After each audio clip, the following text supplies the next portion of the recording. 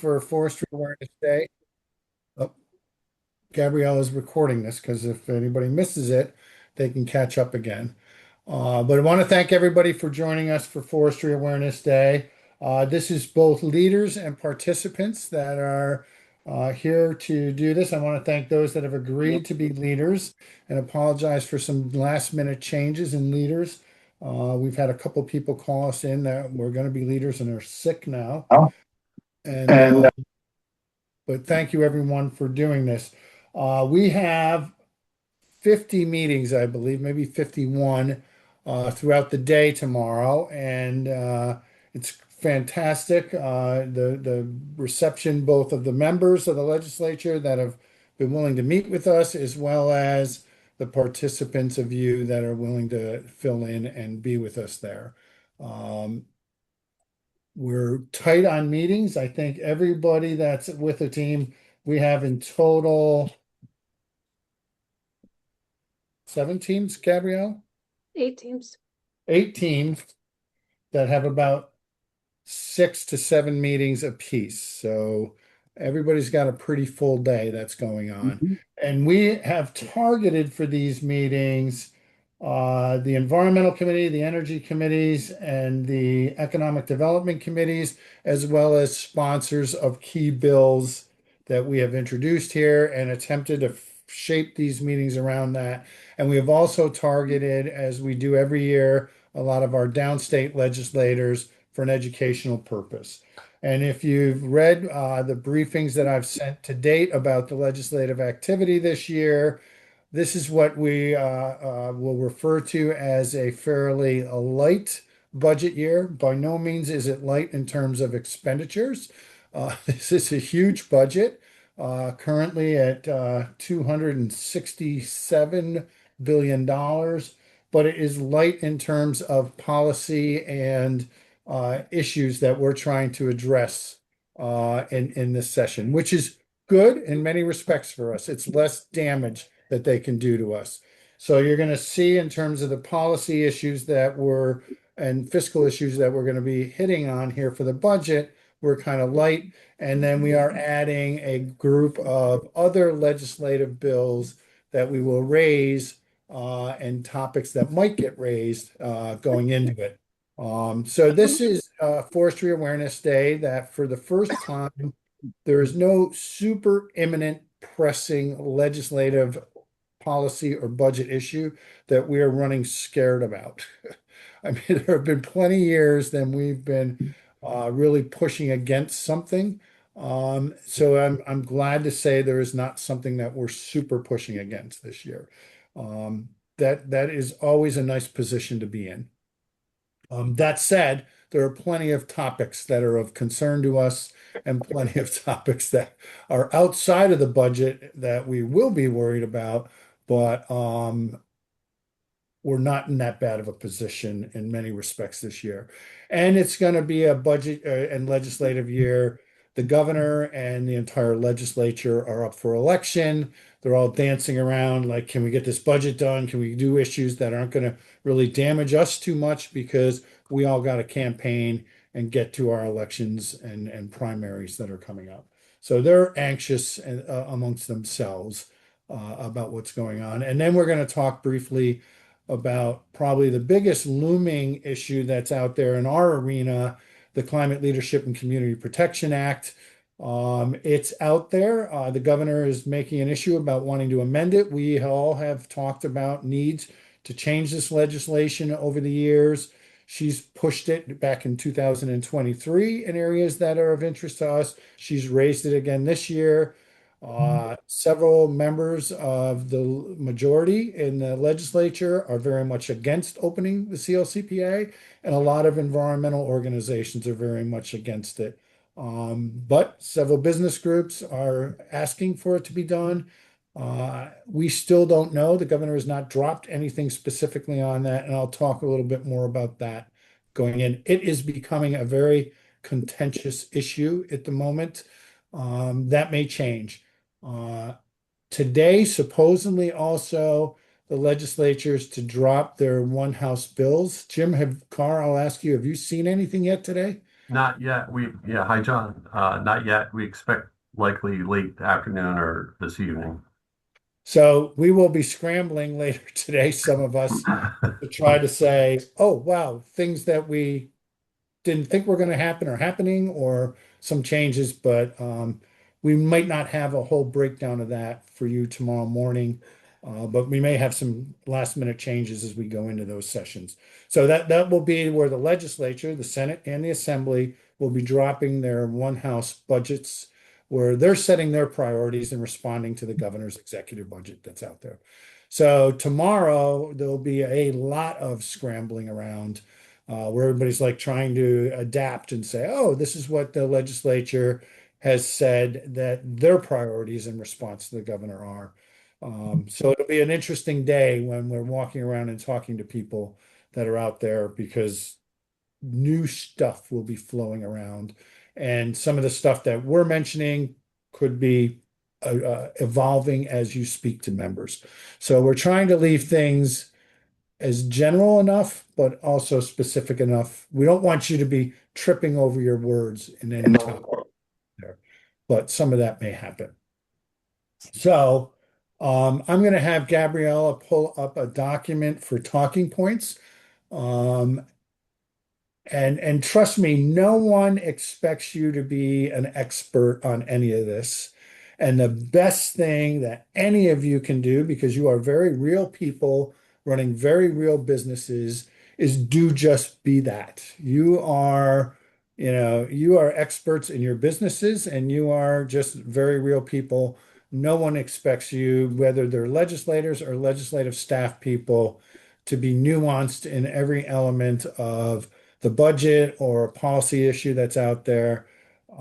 So I want you to be as natural in your comfort zone and just speak to things that you know about.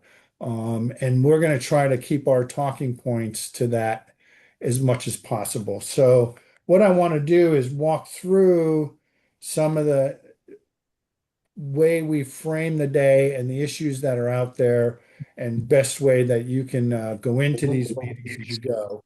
So we'll take it through as if you're going into a meeting and what your teams are going to be at, and then we can get into the teams. And like I said, we've tried to break it out. So there'll be 8 teams of you, and you'll have a team leader. That team leader will kind of just get you into the office and start the introductions. And the best thing you can do, team leader, is introduce yourself and allow each one of the members that are with you. You're with anywhere from 2 to 3 people, so it's not a huge team, and just let them introduce themselves very quickly. And then we've given you just a couple of quick points here to say, what are the importance of New York's forest and wood products here as a solution to climate change, as they are important to the ecology of New York State, as they are important to the communities that depend on those resources, and they are to what we are all about, the economy and the wood products and industry that we are a part of. And just be as comfortable in those points as you can. And Gabrielle is going to email you these to you as soon as we get off this call. They'll be in your packets when you get here tomorrow. But it's just very briefly, what can we say about the fact that our wood forests and wood products sequester 80% of the carbon that's sequestered annually? Are forests important to the environment and the air, water, and habitats of New York State? Our forests are important to the communities where our families and our businesses reside, and that they contribute to the public health and quality of life that we enjoy, and that they support over 100,000 jobs and generate over $20 billion a year worth of economic activity in the state. Just very quick. If you want to say something about ESFPA's policy foundation, that what we are about is opportunities for policy to support sustaining and growing benefits of New York's forest and the forest-based economy. We are a market-based policy orientation, that we are very much interested in policies that foster economic growth, job creation, and international competitiveness in our forest economy.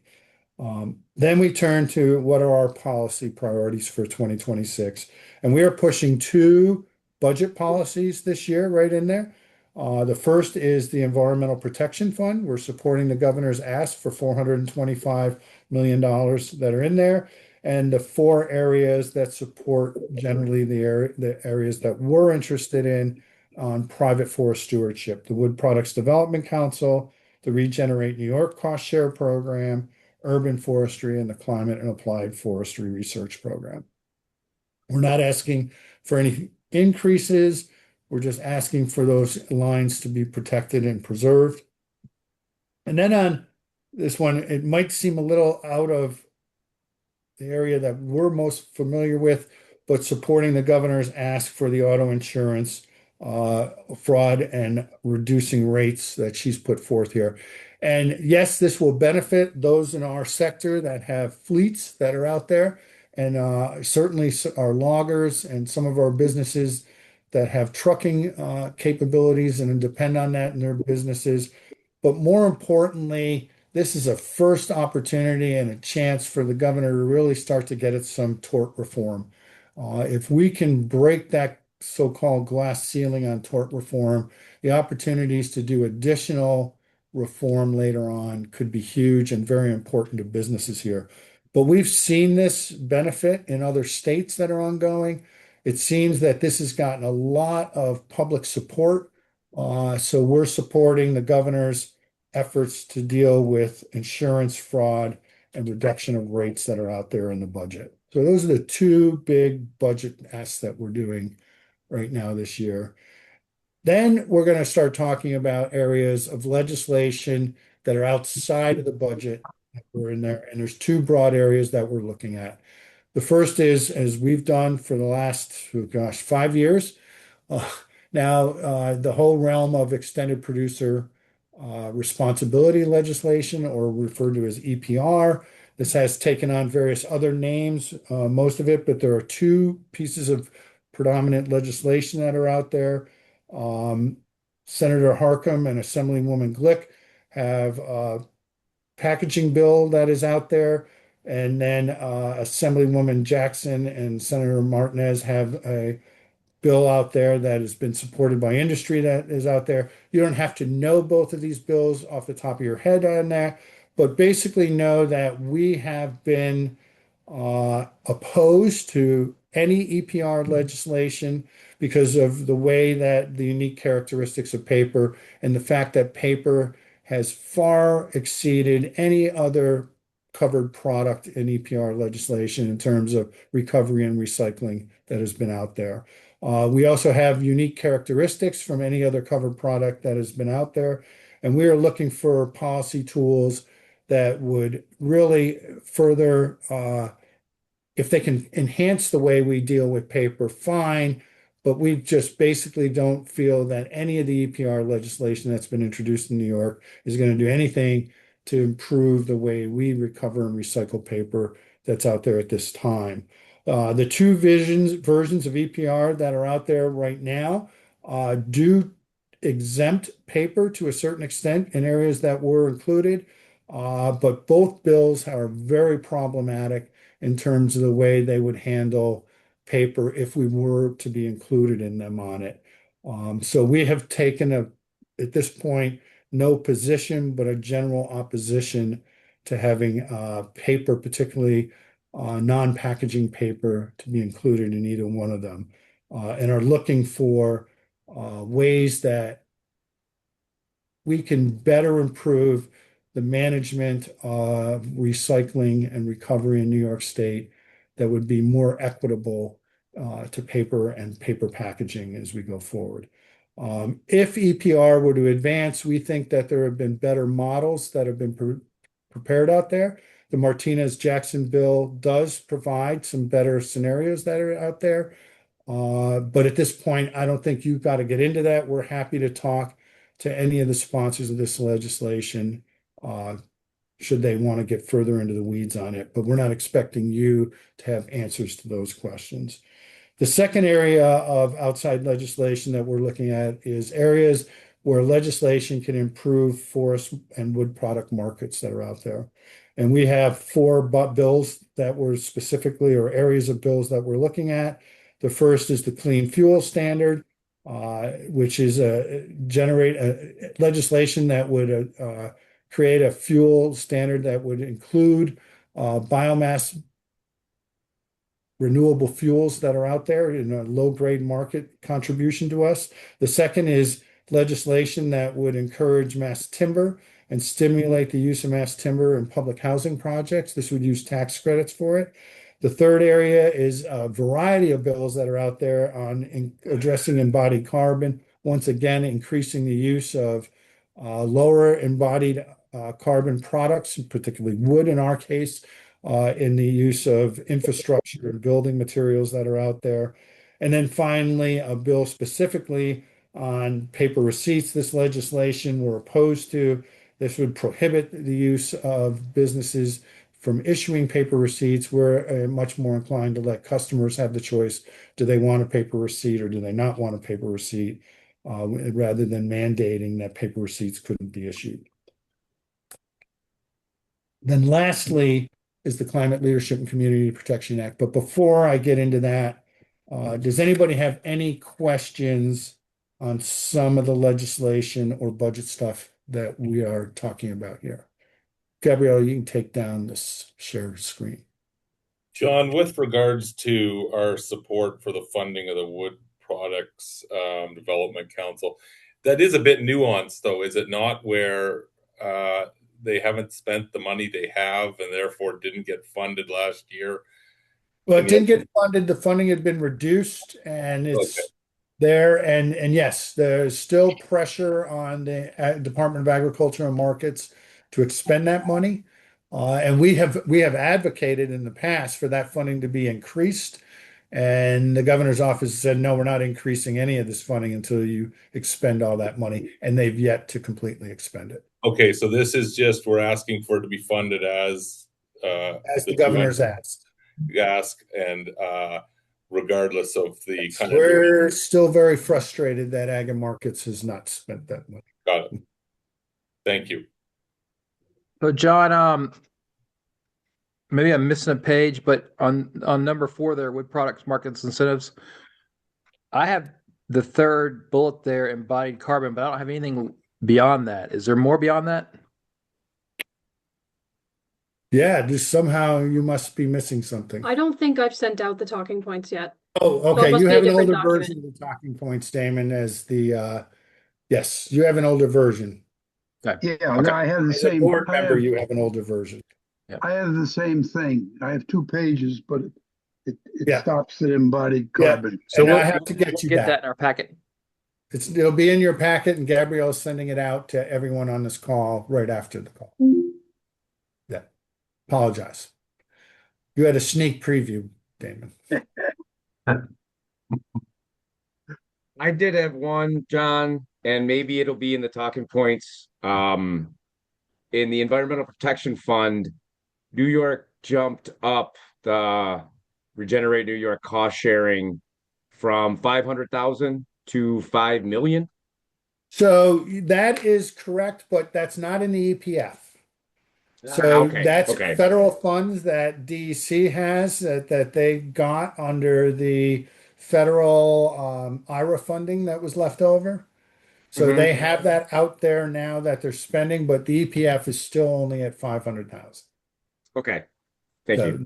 That's yes. And in fact, DEC has more money that's coming out soon that will be in there, but in the EPF, we're just asking for it to be kept at 500,000. Okay, yep.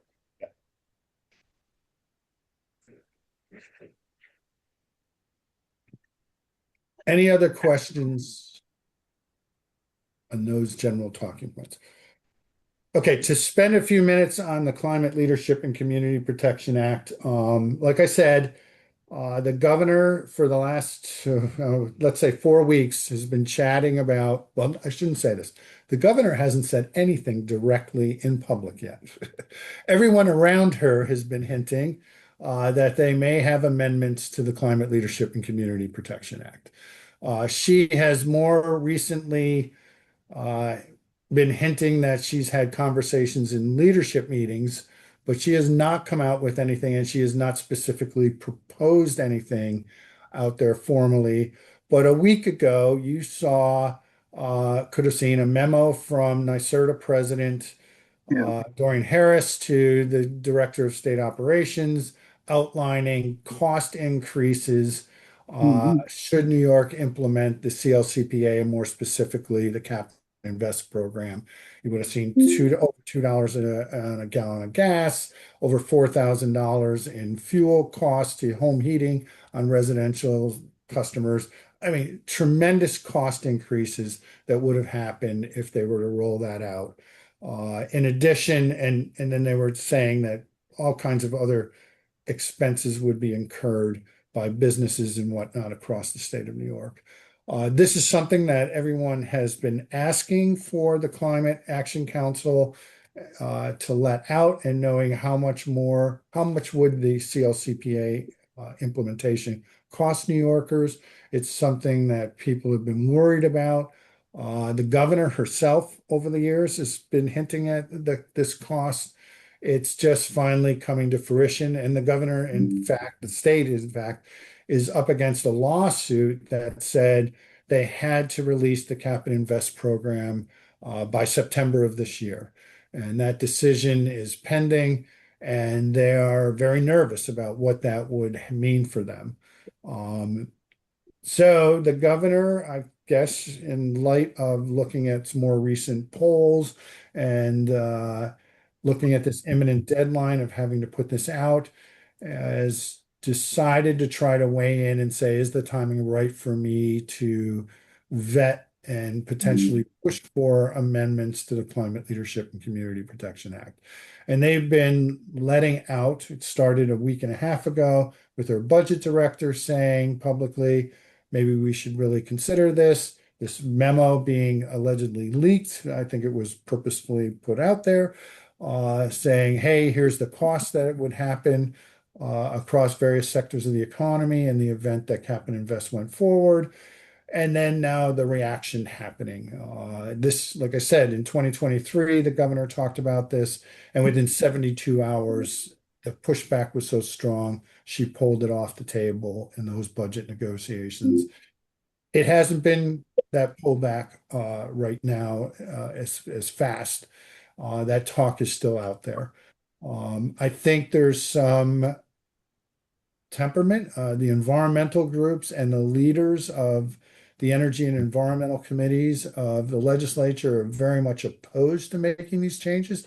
Both leaders of the Senate and Assembly have come out and said our conferences are not willing or ready to make changes to this act at this point in time.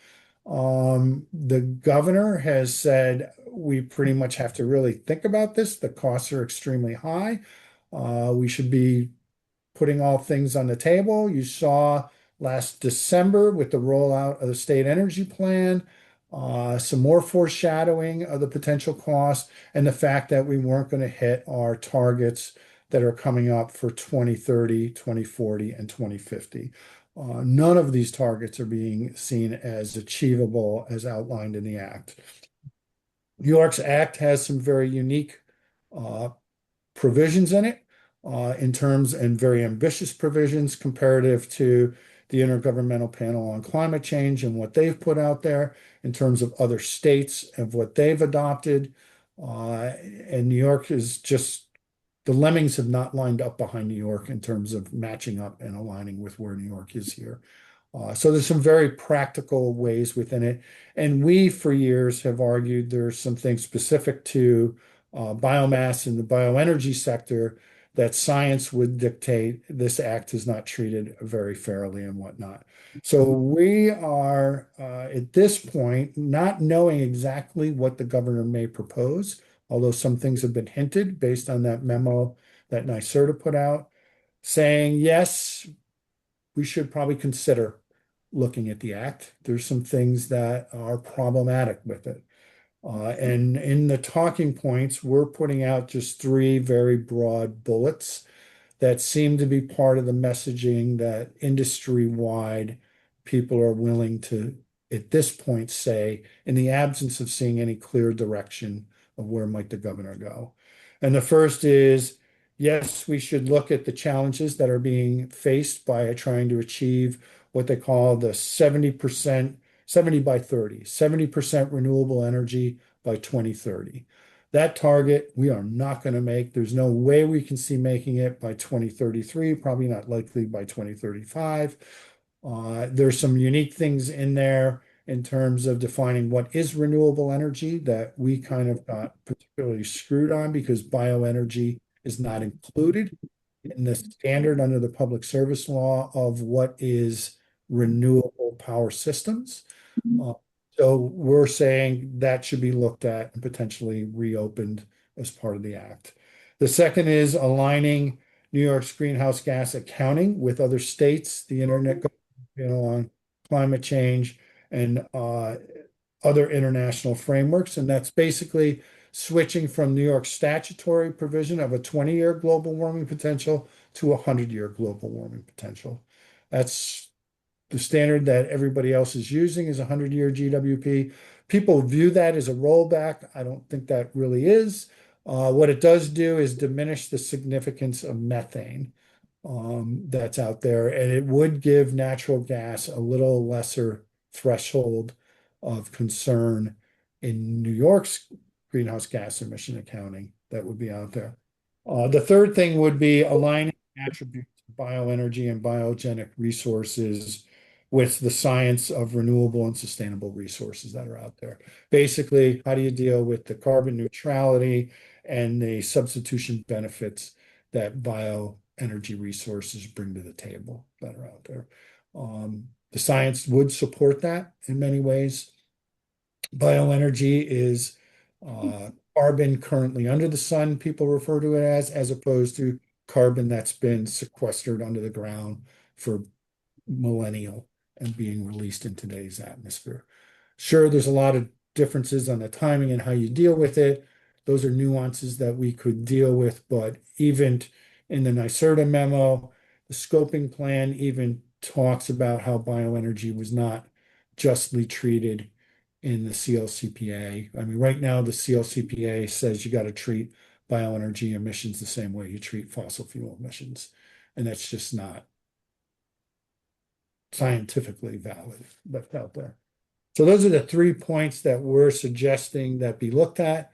I don't think we want to get into a debate. I will say, if you were walking around the halls of Albany for the last week, you raise any of these things, you'll probably be viewed as if you have two heads by some people. You'll be viewed as if you were some form of the Antichrist, that Armageddon is going to befall us if you talk about these things.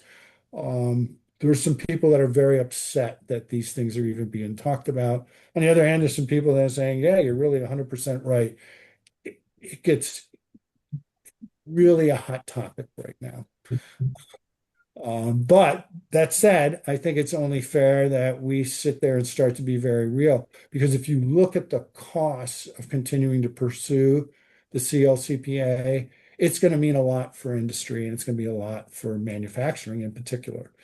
I don't know how many of you read that NYSERDA memo, but I would venture that anybody that has a fleet of vehicles, anybody that has utility bills and a manufacturing process is going to be very seriously considering how much longer can they continue to be doing business in New York if those costs go up as much as they're projected to go anywhere near what they would go up, even half of what they would go up.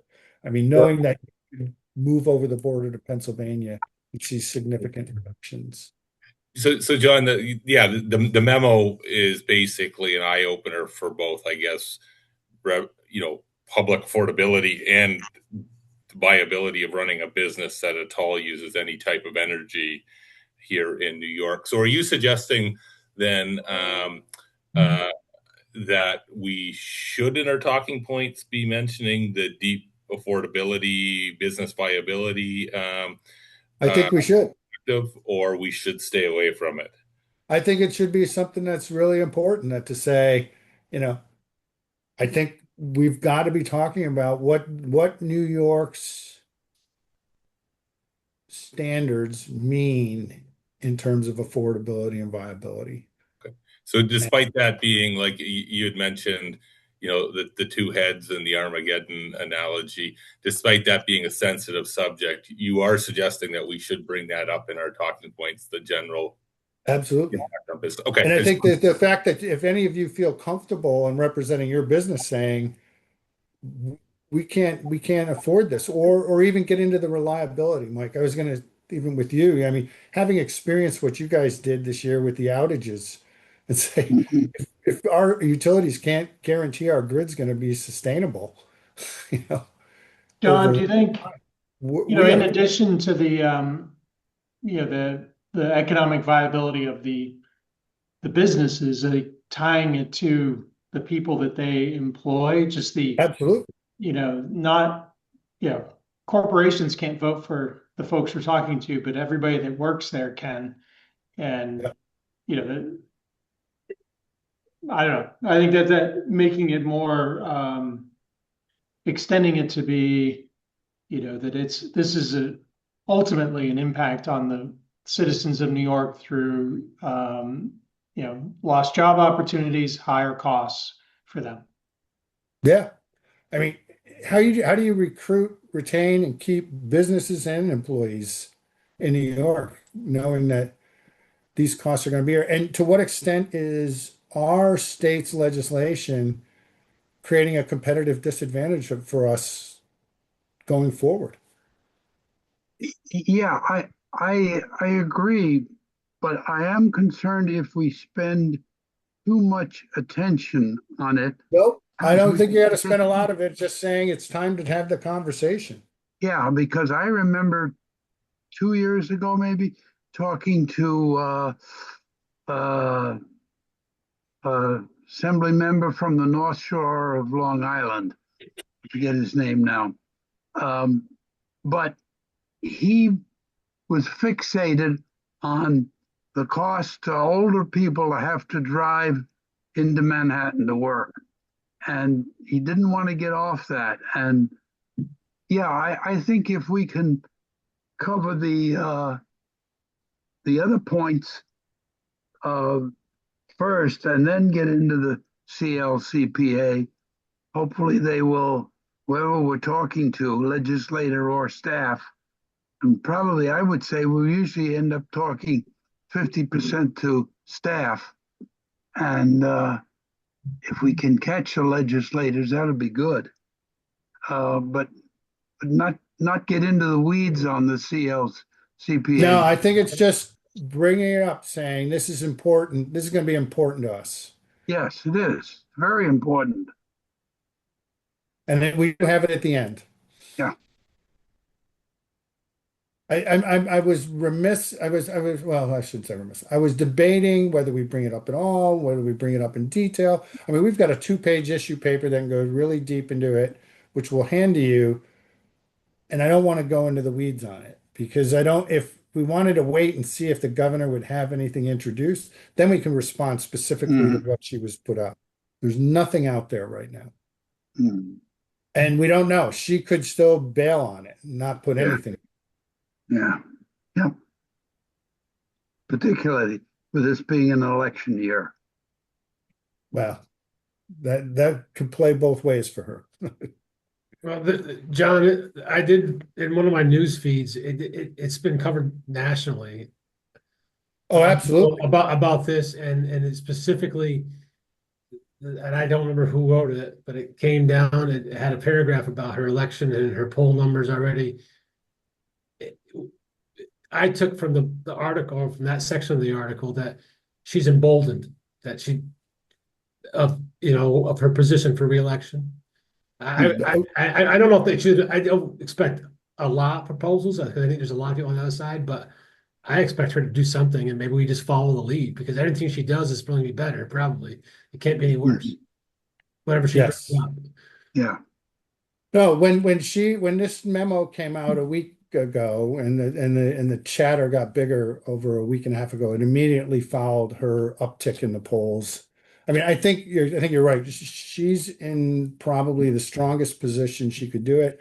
And the fact that she wants to do this in the budget because she's in a much better negotiating position in the budget process.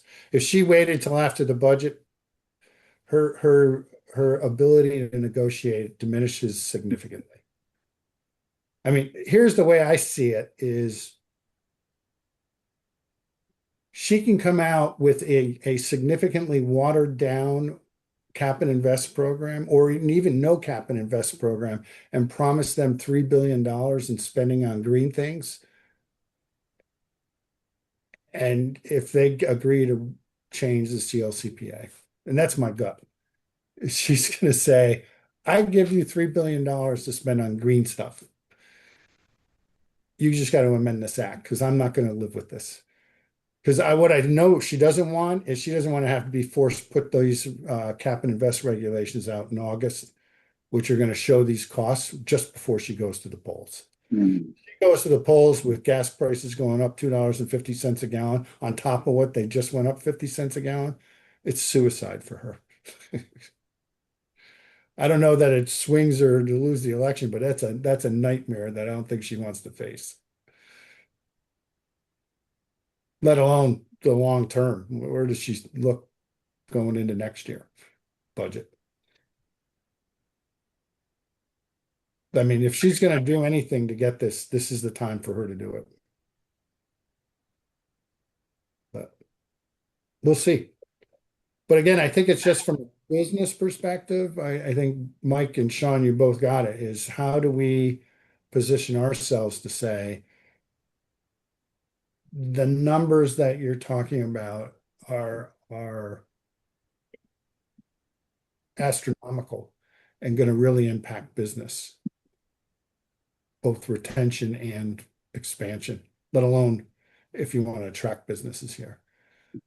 And then secondly, from those of us in the wood product sector and the bioenergy arena, this act has been just a wrong justice.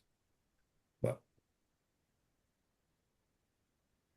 I don't know. Ask Jim Carr. What do you, or Ryan Carroll, either one of you? Ryan's a little more removed to the federal level. But Jim, what do you think? What is your reading of the tea leaves these days? No, I don't think I think, John, you're right on that it's not an accident that she's advancing this conversation now.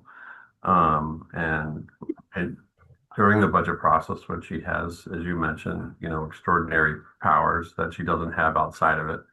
And we've read and heard the last few days that she may be able to accomplish some of this administratively, without going to the legislature. So I think you're right on.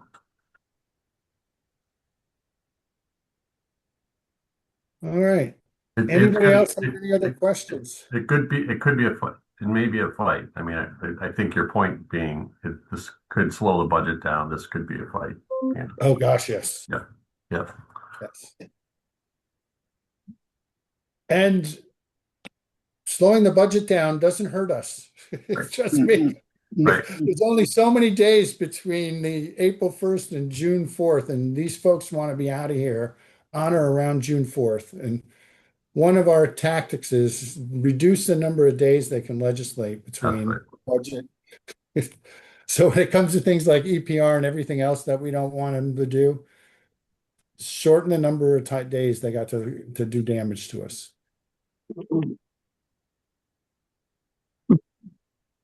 John, and Gabriella, I said a couple slides, but if it's helpful, just some workaday stuff that, it's going to be a crowded day, dress comfortably, wear comfortable shoes, don't bring anything sharp. Yes. It's just going to be a day. If you don't want to bring it, don't carry it, kind of. Yes, don't bring your overcoat. Don't, No, yeah. yep. Parking's going to be tough. Get there as early as you possibly can tomorrow. And we have, once you get in, we have lunches, we have coffee, we've got everything inside that you need. Yeah, it's going to be crazy. But yes, make sure if you got a pocket knife that you always carry that your grandfather gave you, don't bring it. Yeah. Be comfortable. Don't worry about, I don't wear a tie anymore. That's part of my garment carbon reduction. Jim and everybody gives me a hard time once in a while, but Yeah, and we are in a different location. 104B in the Legislative Office Building is 104A. 104A. It's a Is different. that to the right, beyond the well? Yes. If you're Yeah. going in, then it's to the right. Yeah, Yes. yeah. So that's where we Gabrielle's got a did it. good map there. Yeah, we did it for a few years ago there. Yes. Yeah. Just we couldn't get the well this year. It's going to be different. You're sending out a map with the parking spots and all that stuff too. Yes, yes. And ideally, if you can get there before 8, you'll probably be in the visitors parking lot. You get there much after 8, you're going to look at one of the other parking lots or street parking. It's going to get crazy.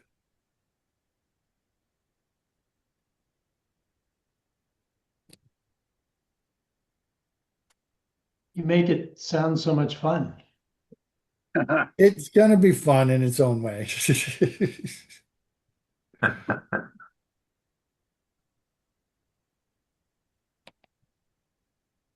So, any other last minute questions or anything? A quick briefing. We'll go over this again in the morning. Any changes? I will be trying to look at budget bills later today, tonight. If they come out, I can only know that the only thing I'll guarantee is the budget expenses will go up.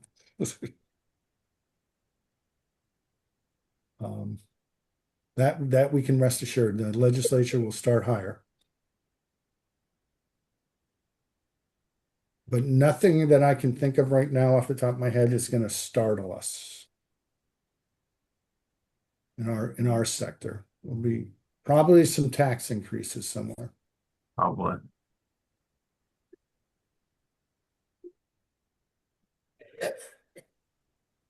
All right. Well, feel free to email us. We'll be here all afternoon into the early evening. And then we'll be starting early in the morning. You'll get one set of emails from Gabriella in a little bit here that will have the talking points. It will have the team assignments and the final meetings. She's called every meeting location today again for about the 4th time to make sure. It's amazing how schedulers forget that they had a meeting with you after you've 3 times, but that happens. You will see them. And again, thank you everyone for the time, and we will see you tomorrow morning, bright and early. Thank you. I think that's it.